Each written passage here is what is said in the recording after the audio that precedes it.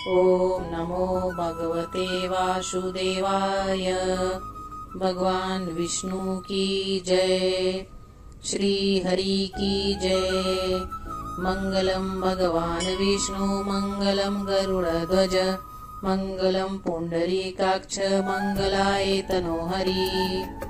राधे राधे दोस्तों, आज मैं आपके लिए लेकर आई हूँ अपरा एकादशी की व्रत कथा। अगर आपको इस कथा का पूरा फल प्राप्त करना है तो इस वीडियो के अंत तक बने रहें और पूरी कथा सुने। दोस्तों, अपरा एकादशी का व्रत करने से व्यक्ति को अपार धन की प्राप्ति होती है। व्रत करने वाले को संसार में यश मिलता है, विष्णु कृपा से उसका जीवन सुखमय होता है और अंत में मोक्ष की प्राप्ति होती है। उसके जीवन से कष्ट और पाप दूर हो जाते हैं। अपरा एकादशी का व्रत ज्येष्ठ कृष्ण एकादशी तिथि को रखते हैं। अपरा एकादशी को अचला एकादशी भी कहते हैं। इस व्रत में भगवान विष्णु के त्रिविक्रम स्वरूप की पूजा करते हैं और अपरा एकादशी व्रत की कथा सुनते हैं। तो आइए कथा की शुरुआत करते हैं। अपरा एकादशी व्रत रखने से मनुष्य ब्रह्म हत्या, पर निंदा और प्रेत योनि जैसे समस्त पापों से मुक्ति पाता है। दोस्तों, पुराणों के अनुसार जो व्यक्ति एकादशी करता है वह जीवन में कभी भी संकटों से नहीं घिरता है और उसके जीवन में धन और समृद्धि बनी रहती है। धार्मिक मान्यता के अनुसार जो फल गंगा नदी के तट पर पितरों को पिंडदान करने, कुंभ में केदारनाथ के दर्शन या फिर बद्रीनाथ के दर्शन, सूर्य ग्रहण में स्वर्ण दान करने से मिलता है, वही फल अपरा एकादशी का व्रत करने से भी मिलता है। अपरा एकादशी को जल क्रीड़ा एकादशी, अचला एकादशी और भद्रकाली एकादशी के नाम से भी जाना जाता है। एक बार युधिष्ठिर महाराज भगवान श्री कृष्ण से याचना करते हैं कि हे मधुसूदन, कृपया करके हमें विस्तार पूर्वक अपरा एकादशी के बारे में बताएं। ये सब सुनकर कृष्ण कहते हैं कि हे राजन, आपका ये प्रश्न संपूर्ण जगत का मंगल करने वाला है। मैं आपको इस एकादशी के बारे में बताता हूँ, ध्यान पूर्वक सुनिए। धर्मराज, अपरा एकादशी बहुत ही सुंदर वरदान प्रदान करने, एकादशी धन देने वाली एकादशी है। जो व्यक्ति इस व्रत का पालन करता है वो पूरे विश्व में प्रसिद्धि प्राप्त करता है। इस व्रत के प्रभाव से ब्राह्मण हत्या, दूसरों के प्रति निंदा, दुराचार आदि सब पाप दूर हो जाते हैं। यहाँ तक कि पर स्त्री गमन, झूठी गवाही देना, झूठ बोलना, इस तरह के घोर पाप भी नष्ट हो जाते हैं। हे राजन, ये एकादशी सभी पापों को ऐसे काट देती है जैसे एक कुल्हाड़ी बड़े से बड़े पेड़ को काट देती है। जैसे अग्नि सबको भस्म कर देती है, इस तरह से सभी पापों को जला देती है। रणभूमि से भाग जाने वाले क्षत्रिय, गुरु की निंदा करने वाला शिष्य, अत्यंत पापी व्यक्ति भी अगर इस अपरा एकादशी का पालन करता है वो भी आध्यात्मिक लोक में जाने का अधिकारी बन जाता है। पुष्कर नदी में कार्तिक पूर्णिमा में स्नान करने से और गंगा नदी में पितृ को पिंडदान करने से जो फल मिलता है वही फल अपरा एकादशी का पालन करने वाले को सहज ही मिल जाता है। कथा के अनुसार प्राचीन काल में महिध्वज नाम का एक पुण्यवान धर्मात्मा राजा रहते थे और दूसरी ओर राजा का छोटा भाई वज्रध्वज बहुत ही क्रूर और अधर्मी व्यक्ति थे। वह अपने बड़े भाई से अत्यंत द्वेष करते थे। इसी द्वेष के चलते उन्होंने एक दिन अपने बड़े भाई की हत्या कर उसके शरीर को एक पीपल के वृक्ष के नीचे गाड़ दिया। इस अकाल मृत्यु के कारण राजा प्रेत बनकर उसी पीपल के वृक्ष पर रहने लगे। एक दिन अचानक धौम्य नामक ऋषि वहां से गुजर रहे थे। ऋषि ने उस प्रेत को देखा और अपने तपोबल से समझ पाए कि किस कारण से इसे प्रेत योनि मिली। करुणामय होकर उन ऋषि ने उस प्रेत को वृक्ष से नीचे उतारा और उसे परलोक विद्या का उपदेश दिया।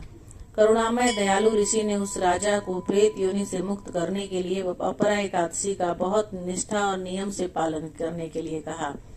ऋषि ने उस अपरा एकादशी से अर्जित समस्त पुण्य उस प्रेत को अर्पित कर दिया।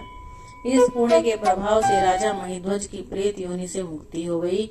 ऋषि को धन्यवाद व्यक्त कर राजा महिध्वज दिव्य देह धारण कर स्वर्ग लोक चले गए।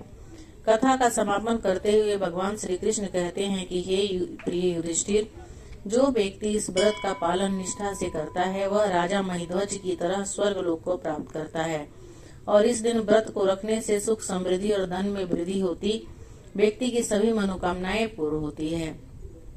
इस व्रत के पालन से सभी जीवों का कल्याण होता है। ये एकादशी धन, वैभव और संपत्ति देने वाली उत्तम एकादशी है। उनकी निष्ठा और नियम के से सभी का पालन करना चाहिए और अपना कल्याण करना चाहिए। एक अन्य कथा के अनुसार एक बार एक राजा ने अपने राज्य में एक बहुत ही मनमोहक उद्यान तैयार करवाया। इस उद्यान में इतने मनोहर पुष्प लगते कि देवता भी आकर्षित हुए बिना नहीं रह सके और वे उद्यान से पुष्प चुरा कर ले जाते। राजा चोरी से परेशान लगातार वीरान होते उद्यान को बचाने के सारे प्रयास विफल नजर आ रहे थे। अब राज पुरोहितों को याद किया गया। सभी ने अंदाज लगाया कि तो किसी दैवीय शक्ति का काम किसी इंसान की हिम्मत तो नहीं हो सकती। उन्होंने सुझाव दिया कि भगवान श्री हरि के चरणों में जो पुष्प हम अर्पित करते हैं उन्हें उद्यान के चारों ओर डाल दिया जाए। देखते हैं बात बनती है कि नहीं। देवता और अप्सराएं नित्य की तरह आए, लेकिन दुर्भाग्य से एक अप्सरा का पैर भगवान विष्णु को अर्पित किए हुए पुष्प पर पड़ गया, जिससे उसके समस्त पुण्य समाप्त हो गए और वह अन्य साथियों के साथ उड़ान नहीं भर सकी। सुबह होते ही इस अद्वितीय युति को देखकर राजा को खबर गई। राजा भी देखते ही सब भूलकर मुग्ध हो गए। अप्सरा ने अपना अपराध कबूल करते हुए सारा वृतांत कह सुनाया और अपने किए पर पश्चाताप किया। तब राजा ने कहा कि हम आपकी क्या मदद कर सकते हैं। तब उसने कहा कि यदि आपकी प्रजा में से कोई भी तो मैं वापस लौट सकता। राजा ने प्रजा में घोषणा करवा दी कि इनाम की रकम भी दी।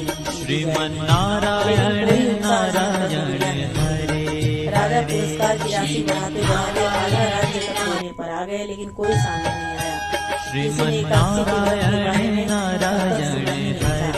परेशान अप्सरा ने चित्रगुप्त को याद किया। तब अपने बढ़िया नगर से देखकर जानकारी दी कि इस नगर में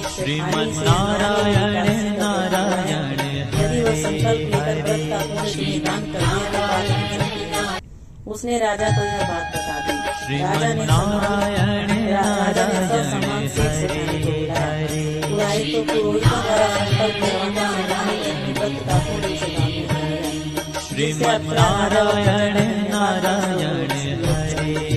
वही अपने वादे के मुताबिक राजा ने आधा राज्य दे दिया। राजा अब तक एकादशी के उन्होंने 8 से लेकर 80 साल तक राज परिवार से राज्य के सभी स्त्री पुरुषों के लिए वर्ष की प्रति अपरा एकादशी की कथाएं मैंने योग से मनुष्य सब पापों से छूट जाता है। अपरा एकादशी के दिन सूर्योदय से पूर्व उठकर स्नान से निवृत्त होकर पूरे दिन भगवान विष्णु की पूजा में मखाने की खीर बनाए और भोग के रूप में विष्णु भगवान को अर्पित करें। पूजा के बाद खीर का प्रसाद बांट दे। अगले दिन जो लोग किसी कारण व्रत नहीं रखते हैं उन्हें एकादशी के दिन चावल का प्रयोग भोजन में नहीं करना चाहिए। उन्हें भी झूठ और परनिंदा से बचना चाहिए। जो व्यक्ति एकादशी के दिन विष्णु सहस्त्रनाम का पाठ करता है उस पर भगवान विष्णु की विशेष कृपा होती है। जिस तरह मकर संक्रांति पर गंगा स्नान इसी के समान पुण्य अपरा एकादशी का प्रतिदिन भगवान कृष्ण के अनुसार अपरा एकादशी अपरा एकादशी व्रत और भगवान का पूजन करने से मनुष्य सब पापों से छूटकर विष्णु लोक जाता है। दोस्तों, एकादशी का व्रत भगवान विष्णु के लिए रखा जाता है। मान्यता है कि इस दिन व्रत करने से भगवान श्री हरि के साथ माता लक्ष्मी की भी विशेष कृपा होती है। तो दोस्तों, ये अपरा एकादशी की व्रत कथा पूजा विधि और महत्व आपको कैसी लगी मुझे कमेंट करके जरूर बताइएगा। और अगर आप मेरे चैनल पर नए हैं तो सब्सक्राइब कीजिएगा ताकि मैं